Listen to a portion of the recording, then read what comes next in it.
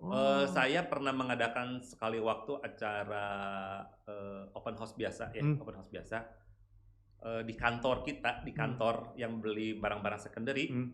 itu ngantri di tempat kita di kantor. Sampai yang namanya rebutan, itu sampai saya lihat sampai bengong, belum pernah lihat.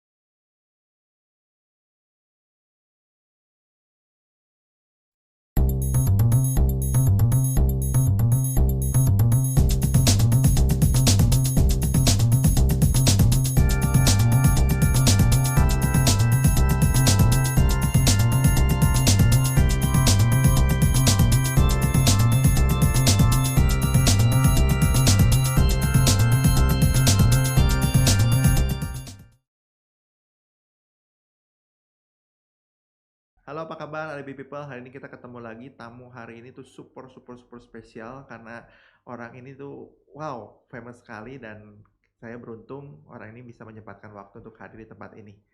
Siapakah dia? Please welcome Stefanus. Mas Stef, apa kabar? Baik, Thank luar biasa, Ko thank Andi. you for coming ya kok. Sama-sama. Waktunya nih. Ini orang yang sangat super sibuk di kota Bandung.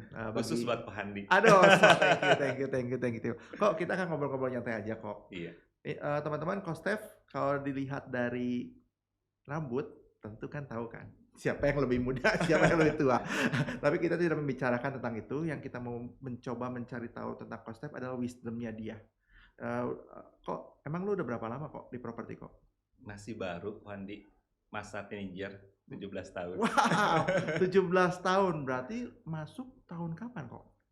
Berarti sekarang 2022 ya, 17 tahun yang lalu 5. 2005 ya, betul. Wow, 2005 udah masuk di properti kok. Sudah masuk di properti. Saya start awal dari marketing. Oh ya? Dari marketing. Oh ya, marketing apa? Marketing Di properti? properti. Kalau sebelum di marketing di properti? Saya punya bisnis yang lain. Oh, nah udah itu Koko pindah ke properti. Ke Jadi properti. marketing. Iya, jadi marketing. Kenapa kok? Marketing awal dan sampai sekarang belum pernah pindah. Di satu bendera itu Di terus. satu bendera terus. 17 tahun tetap stay di bendera itu. Betul. Luar biasa. Kok sebelum kita ngobrol-ngobrol tentang Koko di properti ya, kan Koko tadi sempat ngomong Koko dulu punya bisnis lain. Iya. Kemudian bisnis itu masih ada nggak sekarang? Sudah nggak ada. Dan Koko ke properti beneran? Ke properti benar. Sebenarnya dari bisnis itu sudah mulai kelihatan nggak bagus dan akhirnya ada temen yang membawa saya sekarang di properti. Oh, teman yang ada sekarang ini? Ngajakin dulu pertama kali adalah di MLM. Oh, sempat ke multi level dulu? Iya, saya di multi level. Nggak tahu mungkin karena jiwa saya marketing ya. Masuk di multi level baru juga 2 bulan, posisi udah cukup bagus. Wow. Jadi dari sana mungkin dia ngelihat, akhirnya saya diajak join masuk di properti. Nah teman-teman, nanti kita akan korek Ko Stef. Ko Stef menarik banget dari marketing jadi shareholder, jadi owner itu wow luar biasa sekali kok. Tapi kita mau ngomongin waktu marketingnya kok ya. Iya. Kok waktu marketing berapa lama kok? Marketing ada kali sekitar 6-7 tahun. Lumayan lama juga ya? Lumayan lama. Di brand yang itu ya kok? Di branding. Oh. Di brandnya boleh sebutin aja lah, nggak apa-apa kok. Sama Expro. Sekarang jadi Century. Century Crystallis Iya. Expro. Waktu itu Expro lagi rame ya kok? Awal-awal Pas Koko masuk? Waktu saya masuk sih belum begitu. Belum. Saya masuk di 1 tahun pertama itu perjuangannya cukup berat ya. Memang begitu masuk saya nggak tahu dunia properti sama sekali. Oh no? No. Meskipun diajak tapi nggak ada gambaran tentang properti? Nggak ada sama sekali. Jadi apa motivasinya dong kok? Waktu itu karena teman yang ngajakin, terus saya dekat dengan dia, terus dia bilang, wah ini pasti bagus dan sebagainya gitu kan, penghasilannya cukup tinggi dan sebagainya. Dan betul, waktu saya masuk itu 3 bulan, masuk baru closing. Wah, hebat dan dong. Langsung closingnya yang tertinggi pada saat itu di kantor. Wow. Masih ingat kok? Masih, lagi itu di angka 2005 itu sekitar 2,7 itu sekarang berarti mungkin sudah sekitar 9-10 M lah ya. Wow, waktu itu Waktu itu. orang baru nggak ngerti apa-apa bisa jual segitu? Iya. Gimana betul. kok?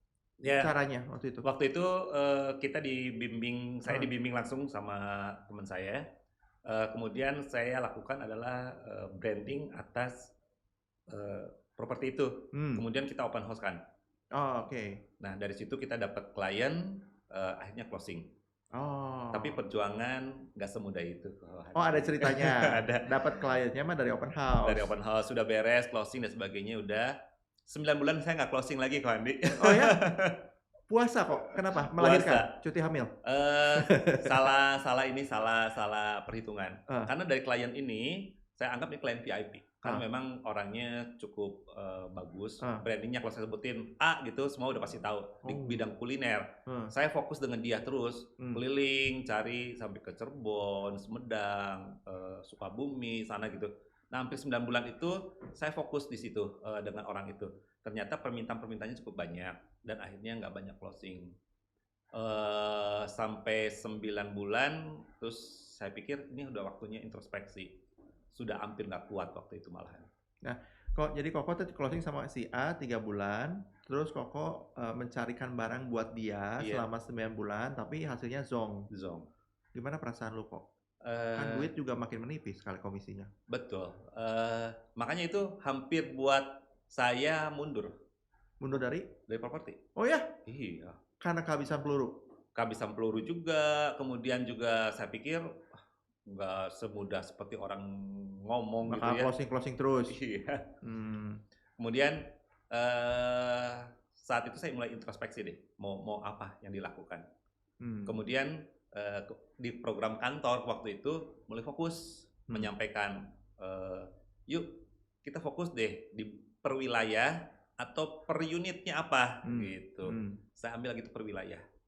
Saya ambil wilayah selatan, kemudian di Singgasana, Mekarwangi, Batu Nunggal, 3 tempat itu.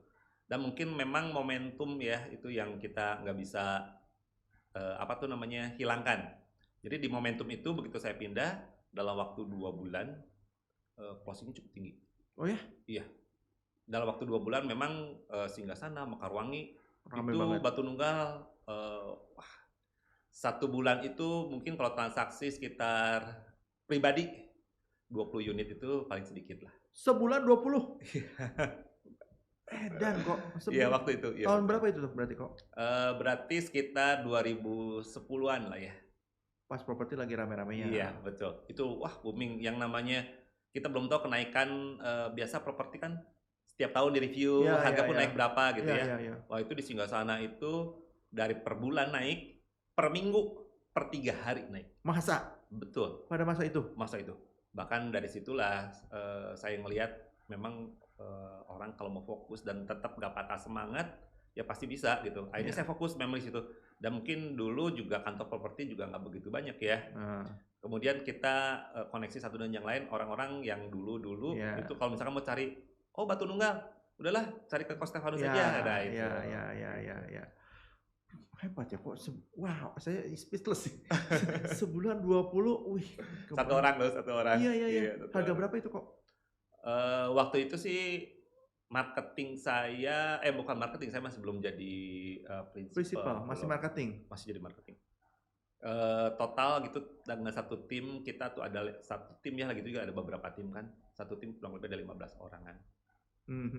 Jadi satu unitnya kira-kira harganya range-nya berapa?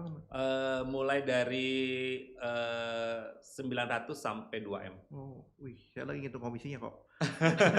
Sebulan itu lumayan ya. Itu di 2010 Koko masih jadi marketing kan? Iya, betul. Tapi udah pegang tim berarti? Ada tim.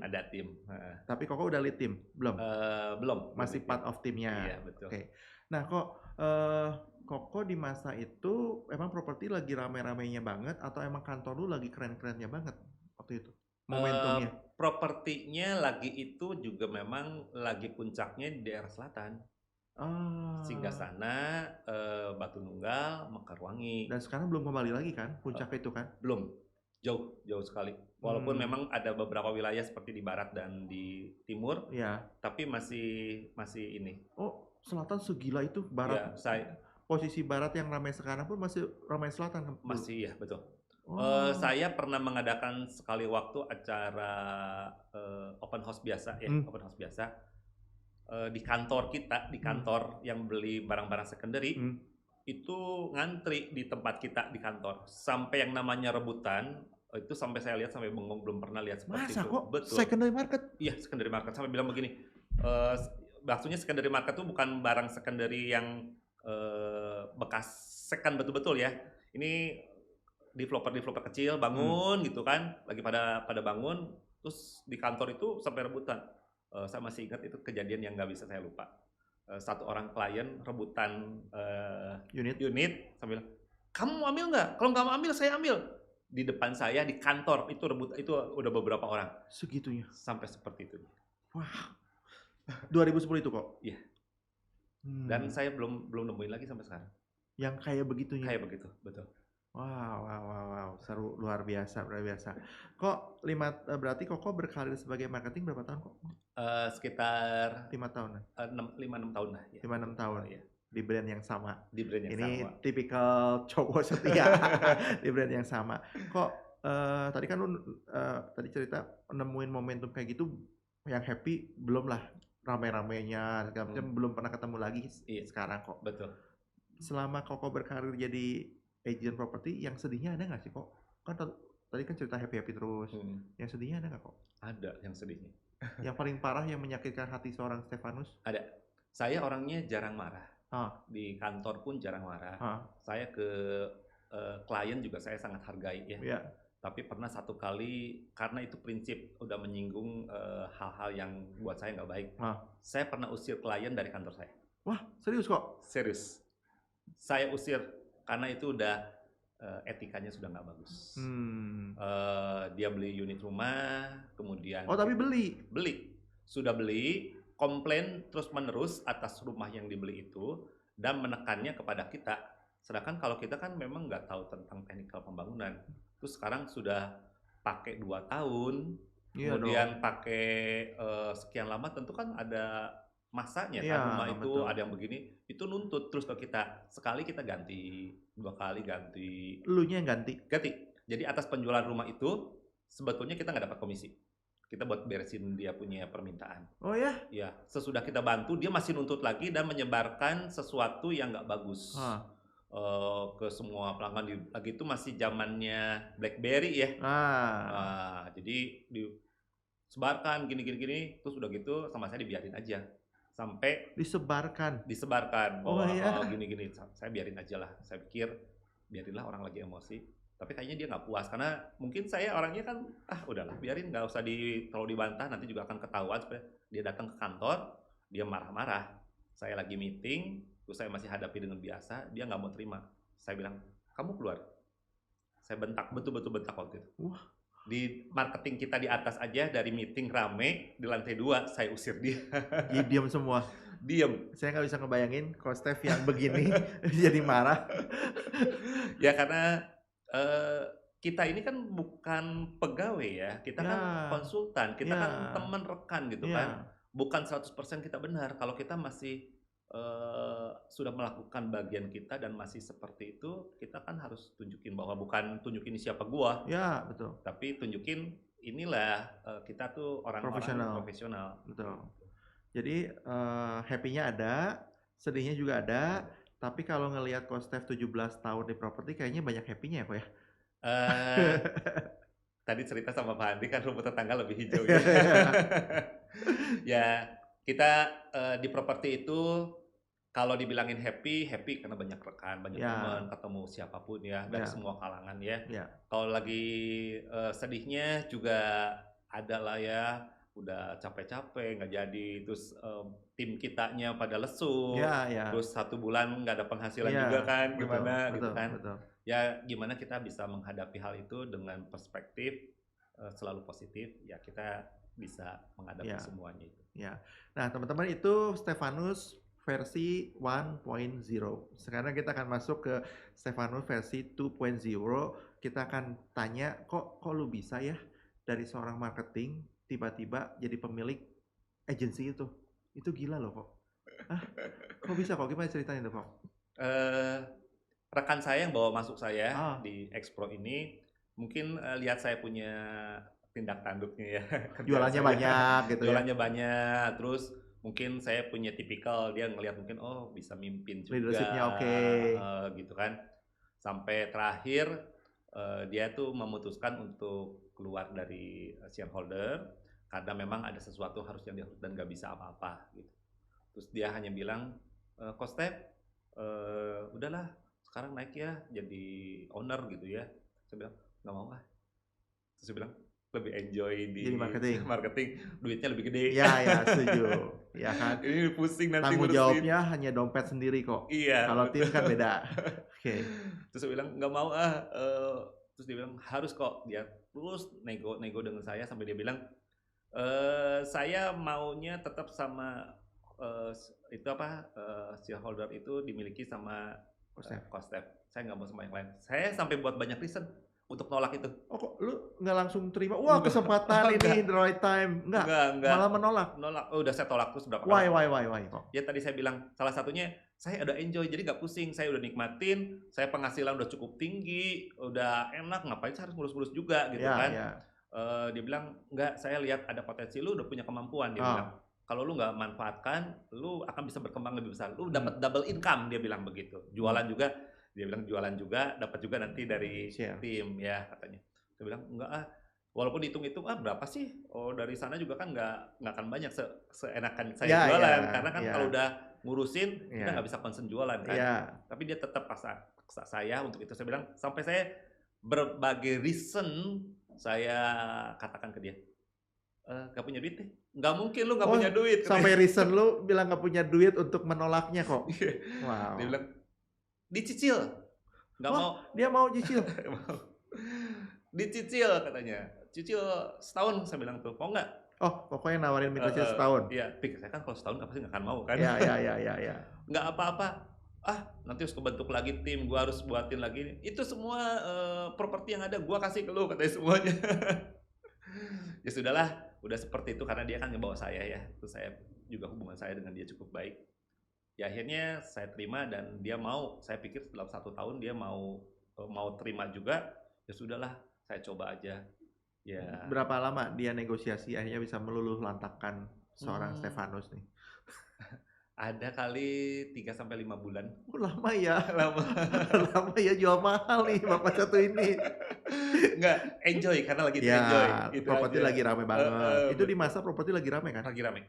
Karena waktu itu kan Tol Cikampek baru dibuka, terus Purbalenyi kan dibuka. Nah itu yang bikin properti Bandung booming. Nah kok waktu masa lu jadi prinsipal, itu Expro sempat growth kan? Kantor jadi banyak kan? Waktu itu ya betul.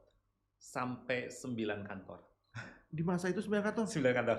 Wow. Di barat, timur, utara, selatan, pusat kota, di beberapa titik ada 10. Mana aja kok Singgasana? Di Singgasana ada. Kebonjati. Kebonjati ada, di Cimahi ada. Cimahi di ada. Utara ada. Utara Sari ya. Terus di timur juga ada di daerah Gatsu ya, nggak salah lupa. Wow. Banyak banget. Itu ya? Iya, seramai itu.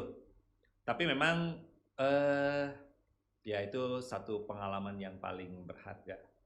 Dengan banyaknya kantor, itu banyak juga yang diurus. Ya, setuju. Maintenance-nya jadi banyak. Iya, kalau kitanya nggak siap-siap untuk menghadapi banyak hal, ya dampaknya saya juga akhirnya dari 9 kantor juga kan pada close waktu itu. Ya, betul. Cuman Coach Stef orangnya kan energik. Nah, teman-teman satu hari istri saya bilang ada orang mau lihat ruko. Ingat nggak kok? Ingat apa lupa nih? Namanya Stefanus Expro gitu. Siapa Stefanus gitu ya? Bayangan saya ya begitu. Tapi ketika ketemu, wow, lincah banget ini orang. Kok lu pernah lihat ruko gua kok?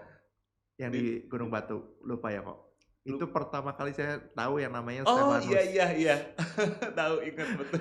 Bayangan saya bukan itu kok. Bayangan saya Coach Stefanus bukan yang ini. Bayangan saya yang lain. Ternyata wah lincah banget teman-teman nih. Coach Stef emang energik sekali. Dan dalam beberapa waktu sesudah itu Coach Stef berubah menjadi Raja Premier ya kok. Ya dia jadi lead agent di Premier lumayan banyak kok. Banyak ya betul.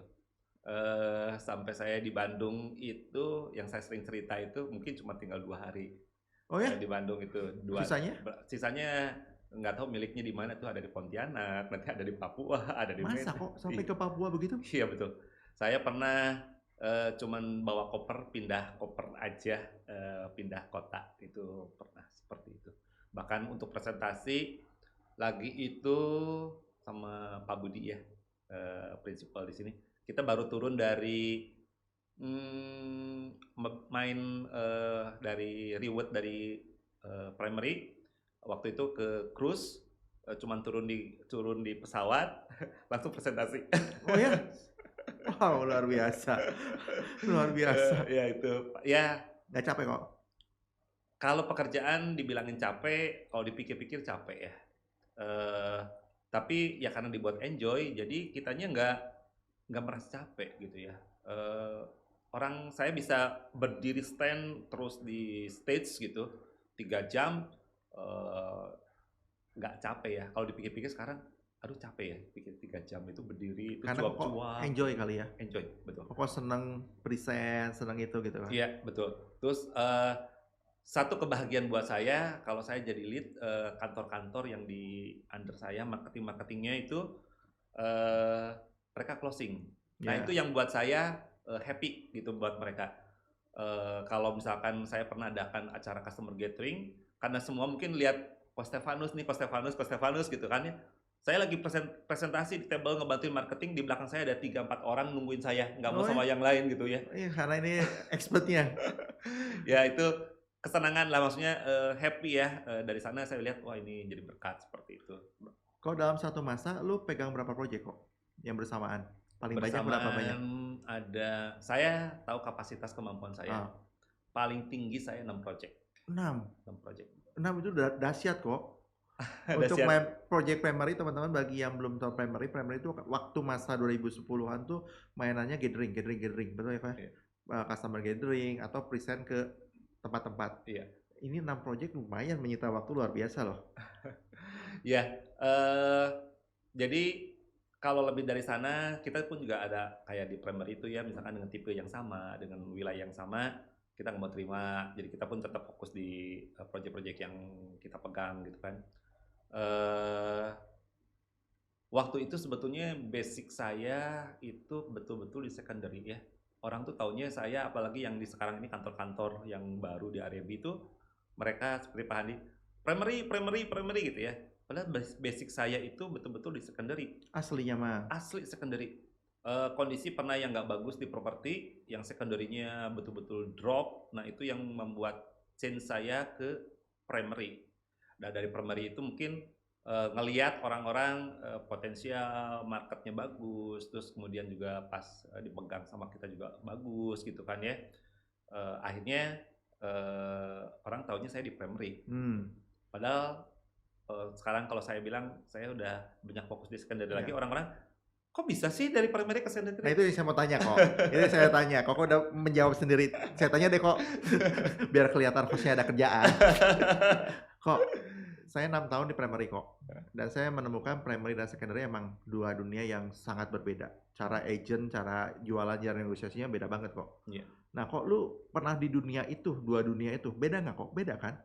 Beda banget cara ini present, negosiasinya juga beda banget ya kok? Beda. Ya kok. Nah tapi apa yang membuat lu bisa kok? Karena menurut saya nggak semua orang bisa di primary dan berhasil di secondary. Sama lah kebalikannya, di secondary berhasil, di primary berhasil ya kok, bukan jualan sekali-sekali. Nah, kalau kok saya kan tadi secondary-nya boom, primary-nya juga jangan ditanya. Nah, apa yang membuat lu bisa gitu kok? Kalau tadi Ko Handi awal-awal cerita tentang rambut putih antara saya sama Ko Handi. Oh, gitu ya. Tapi lebih muda saya kok.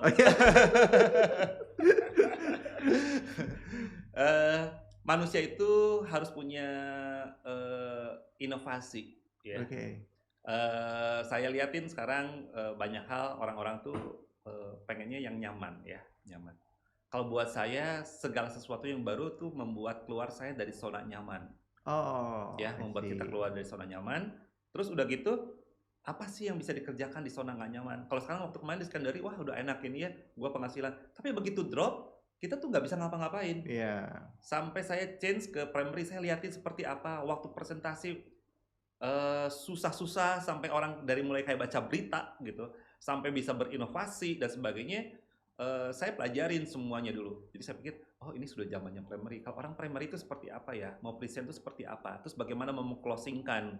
Terus apa yang dikerjakan dari project-project yang gini, yang besar, apalagi kalau yang company-company developer yang nasional gitu ya, apa yang dikerjakan? Jadi buat saya ini memang pembelajaran gitu. Nah kemudian masuklah di sana. Belajar mengubah diri dari yang nyaman menjadi nggak nyaman. Gimana? Ya sekarang gimana menghadapi waktu kita kan kalau secondary lebih banyak one on one dengan klien gitu. Begitu sekali present ini kita menghadapi apa aja tuh. Betul. Yang pertama marketing. Waduh kalau marketing di primary kita bilang ya marketing itu kalau nggak cerewet bukan marketing.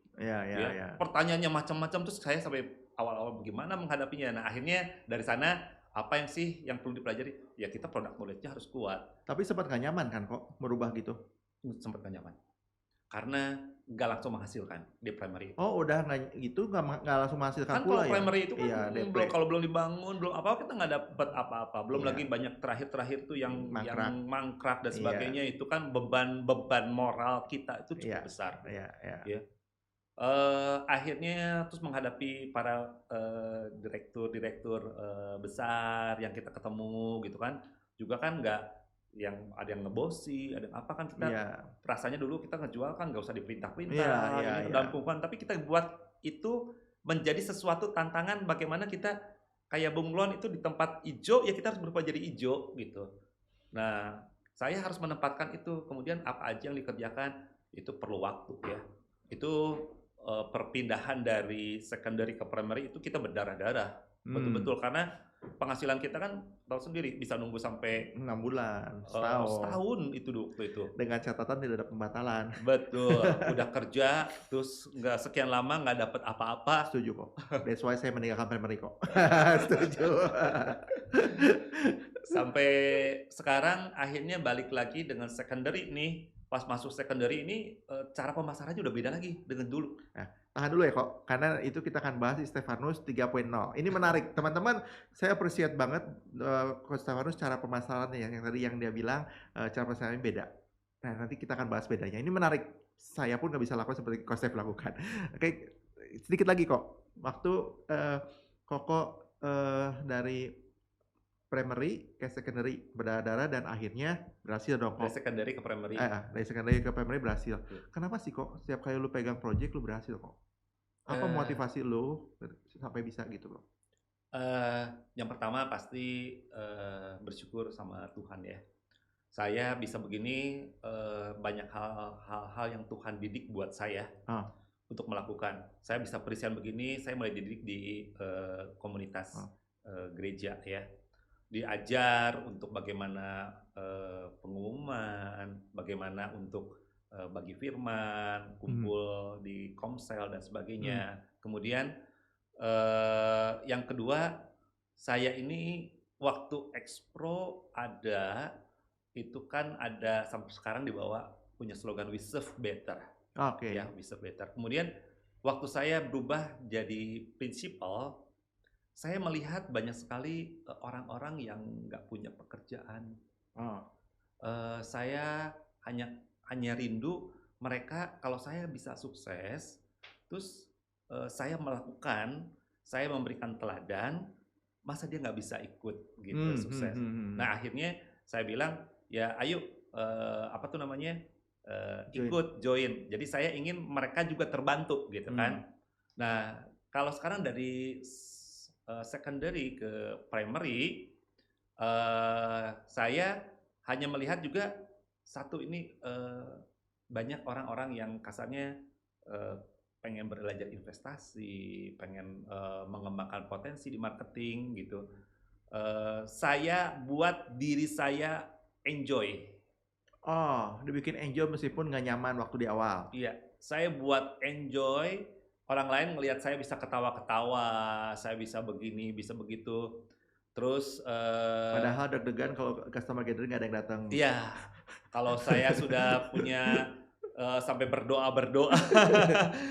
Customer gathering, aduh ini masih belum pada datang gitu kan. Terus kalau lagi present sama marketing aja gitu ya, udah marketingnya udah main handphone, Iya. udah ngantuk-ngantuk, aduh gimana. Iya. Sampai kan terakhir-terakhir di beberapa apa tuh namanya present di marketing selalu bilang dance dulu. Iya. Nah itu kan saya ya kok mau sih begitu ya, kita buat aja lah. Kita harus melebur ya, kalau nggak ngelebur dengan semua yang ada, kondisi yang ada, ya akibatnya nggak akan nyampe Iya, apa yang kita betul. ingin sampaikan. Ya kalau mau ngedance waktu itu ya ngedance aja, padahal saya bukan tukang dance. Tapi TikToknya teman-teman follow dia ya, TikToknya banyak yang dance. Nah sekarang kita masuk ke Stefanus 3.0. Kalau Stefanus kan balik lagi ke lebih banyak atau mungkin secondary mulai digarap lagi kan kok. Iya. Termasuk Koko juga mulai pindah brand jadi Century kok. Iya. Why kok?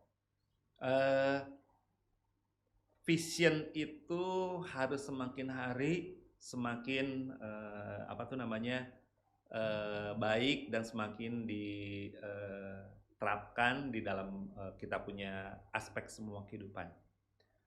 Kalau berlian semakin diasah semakin bagus. Ya, setuju. Ya. Kalau emas sudah terbentuk, mau dilempar ke lumpur apapun, Tetap tinggal emas. dicuci lagi, tetap emas. Iya. Tetapi tetap harus perlu poles, tinggal perlu Iya. poles gitu ya. Saya hanya ingin melihat bahwa orang sebetulnya manusia cenderung nggak pernah puas dengan dirinya sendiri. Ya. Terus kenapa kami pindah dari brand lokal kemudian ke Century? Meskipun Expro-nya masih ada ya kok ya? Masih ada. Jadi banyak pertimbangan, kita nggak secepat ini langsung memutuskan. Pertimbangan kita hampir 1,5 tahun kayaknya. Lama ya? Lama. Kita juga menjajaki dengan beberapa. Sempat ngobrol sama franchise lain dong? Pernah ngobrol dengan beberapa gitu kan. Kemudian banyak pertimbangan lah. Akhirnya kami ambil di waktu pas. Waktu itu menurut kita. Karena kita mengembangkan di luar kota.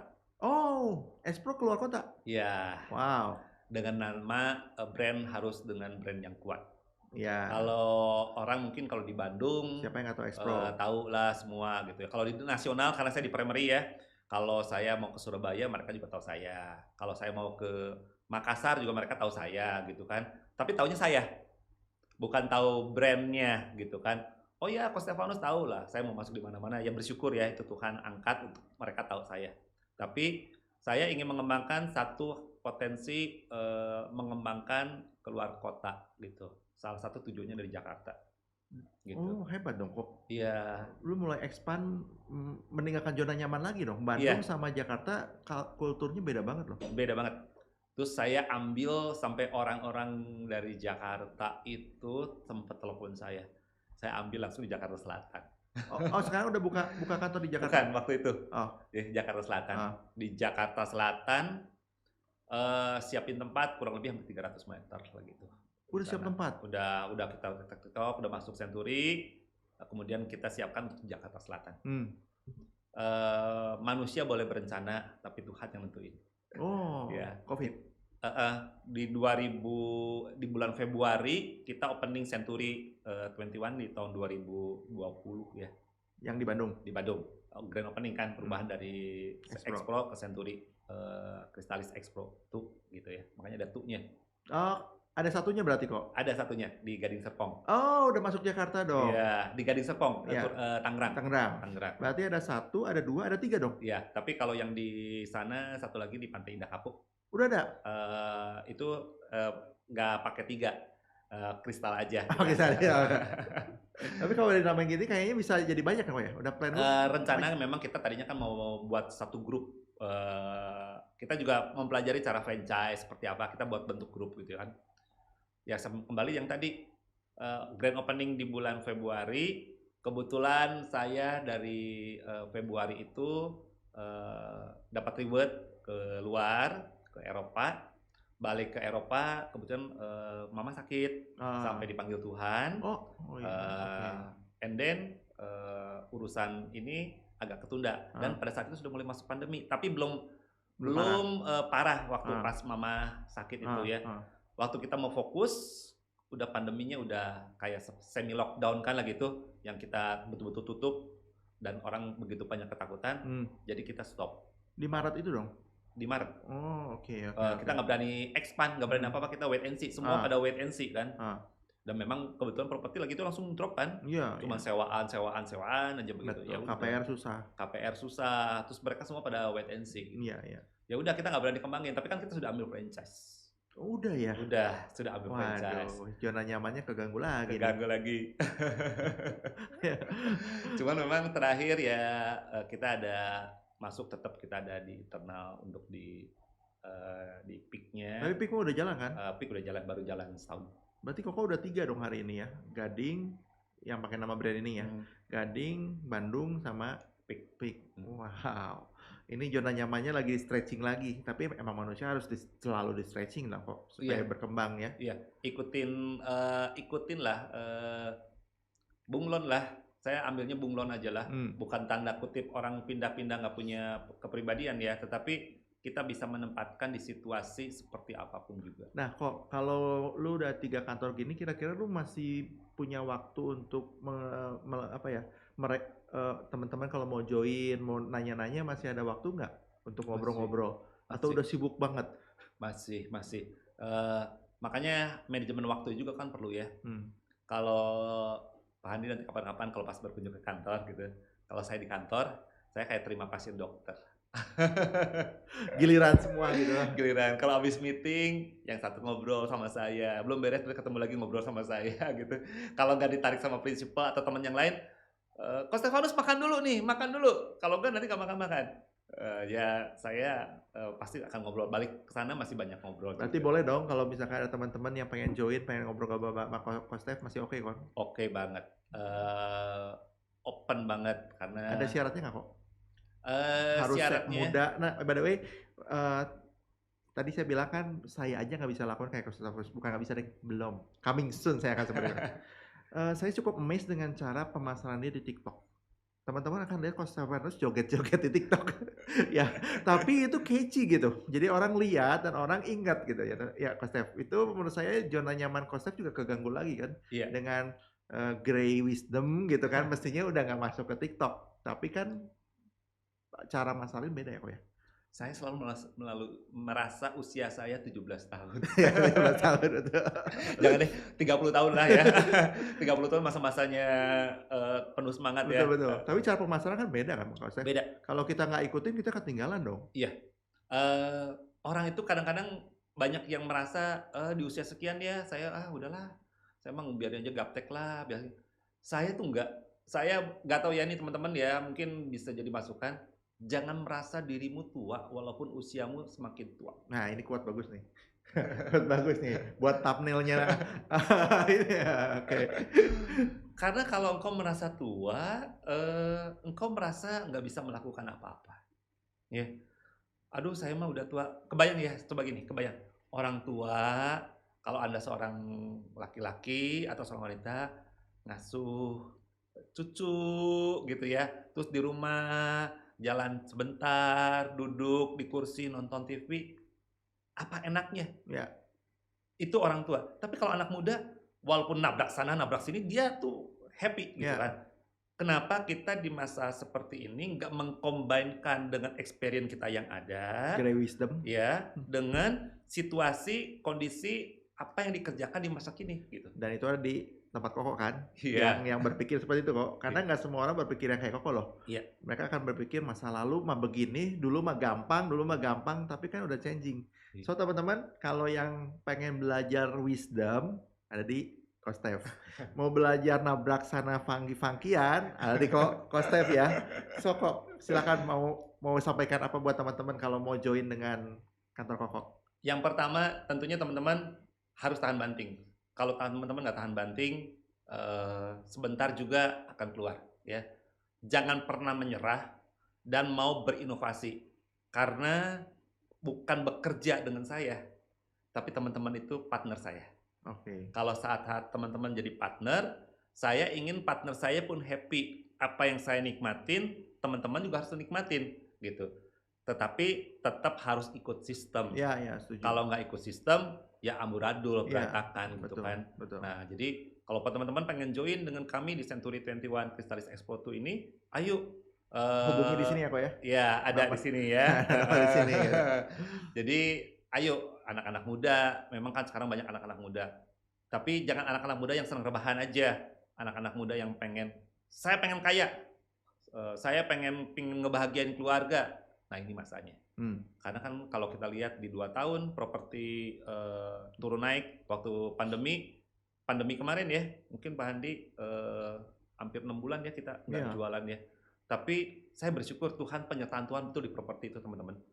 Omset kita yang Januari, Februari, terus Maret drop, di Agustus mulai naik boom, itu dalam sekian bulan omset kita yang tahun lalunya aja sama yang sekarang beberapa bulan itu ngelebihin. Wow. Nah itu berarti kan bagus tuh ya. Nah jadi teman-teman kalau pengen join, pengen berinovasi, bukan saja tentang properti yang sulit, yang mudah, yang happy, yang pengen mengembangkan dengan media online, ya media digital, boleh gabung sama kita di sini. Iya, ya teman-teman, tempatnya Kostef menurut saya unik karena wisdom ada, tapi dia mau explore cara-cara yang baru, ya kok ya. Betul. Itu menarik untuk zaman sekarang.